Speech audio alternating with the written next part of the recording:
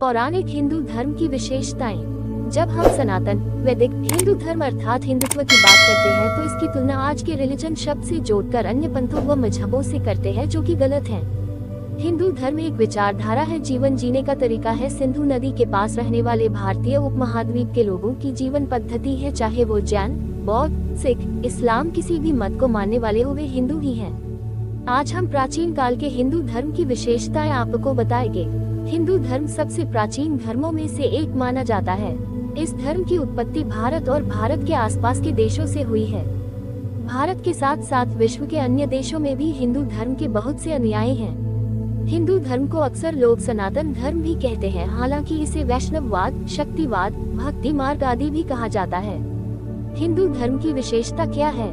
विश्व में हिंदू के साथ साथ बहुत से अनुयायी हैं और इन सभी धर्मों की कुछ न कुछ विशेषता जरूर होती है। ज्यादातर लोग हिंदू धर्म को इसकी विशेषताओं के कारण पसंद करते हैं और हिंदू धर्म की कुछ प्रमुख विशेषताएं निम्नलिखित हैं। हिंदू धर्म ज्ञान का स्वरूप है। हिंदू धर्म में ज्ञान को बहुत महत्व दिया जाता है और माना जाता है कि हिंदू धर्म के प्राचीन ग्रंथों तथा वेदों में ब्रह्मा विद्यमान रहते हैं। हिंदू धर्म का निर्माण भी अध्ययन और साधना करने के कारण ही हुआ है। हिंदू धर्म में यह माना जाता है कि जीव की 84 लाख योनियों होती है और प्रत्येक जीव इन 84 लाख योनियों में भ्रमण करता है। अगर कोई जीव पुण्य के काम करता है तो उसे मनुष्य योनि मिलती है। धर्म ही मनुष्य का साथी है। हिंदू धर्म के अनुसार धर्म ही मनुष्य का साथी है और इस संसार में धर्म और कर्म के कारण ही आप अच्छा जीवन जी पाएंगे। ईश्वर की प्राप्ति के अनेकों मार्ग हैं। हिंदू धर्म में ईश्वर को प्राप्त करने के अनेकों मार्गों के बारे में बताया गया है।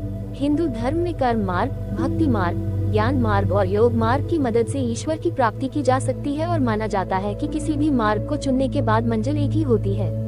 ईश्वर समय समय पर अवतार लेते हैं। हिंदू धर्म की विशेषताओं में एक विशेष बात ये भी है कि हिंदू धर्म मानने वाले लोग यह मानते हैं कि ईश्वर समय समय पर अवतार लेते हैं। माना जाता है कि ईश्वर अवतार तब लेते हैं जब उन्हें अपने भक्तों को दर्शन देने होते हैं या फिर जब अधर्मियों का नाश करना होता है। दुनिया में हिंदू की आबादी कितनी है? हिंदू धर्म की उत्पत्ति मध्य एशिया के आसपास से हुई थी, हालांकि अब इस धर्म के लोग लगभग दुनिया के हर देश में मौजूद हैं। इंटरनेट पर छपी एक रिपोर्ट के अनुसार दुनिया में लगभग 1.35 अरब हिंदू लोग रहते हैं। दुनिया की पूरी आबादी में से लगभग 15 से 16% आबादी हिंदू धर्म के लोगों की है। दुनिया में कितने हिंदू देश हैं? वैसे तो दुनिया में कोई भी देश पूरी तरह हिंदू राष्ट्र नहीं है, हालांकि कुछ समय तक नेपाल में लोकतंत्र न होने के कारण नेपाल एक हिंदू राष्ट्र माना जाता था। हालांकि फिलहाल नेपाल एक हिंदू देश नहीं है। हिंदू धर्म के लोग वैसे तो हर देश में फैले हुए हैं, लेकिन नीचे कुछ ऐसे देशों की सूची दी गई है जिनमें हिंदू आबादी सबसे ज्यादा पाई जाती है। India, Nepal, Bangladesh, Indonesia, Pakistan, Sri Lanka, United states, Malaysia, United kingdom, Myanmar, Burma. Hindu धर्म का मूल मंत्र क्या है? हिंदू धर्म एक ऐसा धर्म है जिसमें 33 कोटि देवी देवताओं को माना जाता है और यह एक ऐसा धर्म है जिसमें अलग अलग देवताओं के अलग अलग मूल मंत्र होते हैं। हिंदू धर्म के कुछ प्रमुख देवी देवताओं के मूल मंत्र नीचे दिए गए हैं। भगवान गणेश का मूल मंत्र ओम गण गणपतये नमः। भगवान शंकर का मूल मंत्र ओम नमः शिवाय। माँ सरस्वती का मूल मंत्र ओम श्रीं ह्रीं सरस्वतेय नमः। माँ दुर्गा का मूल मंत्र ओम ह्रीं दम दुर्गाय नमः। भगवान विष्णु के मूल मंत्र ओम नमो भगवती वासुदेवाय और ओम नमो नारायणाय। माँ पार्वती का मूल मंत्र ओम ओम ह्रीं ओमाय नमः। हिंदुत्व क्या है? अक्सर आपने हिंदुत्व शब्द सुना होगा और इस शब्द को परिभाषित करने के लोगों के अपने अपने तरीके होते हैं। हालांकि हिंदुत्व का असली मतलब हिंदू धर्म का पालन करने वाले लोगों से जुड़ा हुआ है और यह शब्द हिंदू धर्म का पालन करने वाले लोगों के इतिहास, रहन सहन, धार्मिकता, हिंदुओं के जीवन उद्देश्य आदि से जुड़ा हुआ है। हिंदू धर्म की विशेषता। जब हिंदू धर्म का नाम आता है तो लोगों का ध्यान मंदिर, पाठ, पूजा और मान्यताओं की तरफ चला जाता है, जैसे टीका लगाने, चोटी रखने और मंदिर जाने वाला ही हिंदू होता है। ये हिंदुत्व की विशेषताएं नहीं है, बल्कि यह धर्म का छोटा सा हिस्सा है जिसमें देवी देवता और मान्यताएं आती हैं। यहाँ धर्म का अर्थ भी स्पष्ट किया गया है। धर्म इति धार्यते, यानी जिसे धारण, आचरण, व्यवहार में लाया जा सके वही धर्म है। पौराणिक हिंदू धर्म में 2 परंपराएं शामिल थी, वैष्णव और शैव। वैष्णव परंपरा में विष्णु को सबसे महत्वपूर्ण देवता माना जाता है और शैव परंपरा में शैव यानी शिव ही परमेश्वर हैं। इस प्रकार की आराधना में उपासना और ईश्वर के बीच का संबंध प्रेम और समर्पण का संबंध माना जाता है, जिसे हम भक्ति कहते हैं। अब मुख्य हिंदू धर्म की विशेषता जानते हैं। पौराणिक हिंदू धर्म का उदय। पौराणिक हिंदू धर्म में भी मुक्तिदाता की कल्पना विकसित हो रही थी। इस पौराणिक हिंदू धर्म में दो परंपराएं प्रमुख थी, पहली वैष्णववाद और दूसरी शैववाद।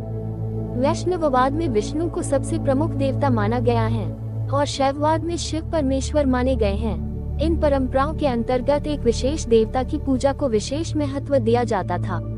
इस प्रकार आराधना में उपासना और ईश्वर की भक्ति के बीच का संबंध प्रेम और समर्पण का माना जाता था, जिसे भक्ति कहा जाता है। अवतारवाद, ये पौराणिक हिंदू धर्म की दूसरी मुख्य विशेषता है। वैष्णववाद में कई अवतारों के चारों ओर पूजा पद्धतियां विकसित हुई। इस परंपरा के अंदर 10 अवतारों की कल्पना की गई है। लोगों में यह मान्यता भी प्रचलित थी कि पापियों के बढ़ते प्रभाव के कारण जब संसार में अराजकता, अव्यवस्था और विनाश की स्थिति उत्पन्न हो जाती थी, तब संसार की रक्षा के लिए भगवान अलग अलग रूपों में अवतार लेते थे। संभवतः अलग अलग अवतार भारत के भिन्न भिन्न भागों में लोकप्रिय थे। इन सभी स्थानीय देवताओं को विष्णु का रूप मान लिया गया, जो एकीकृत धार्मिक परंपरा के निर्माण का एक महत्वपूर्ण तरीका था।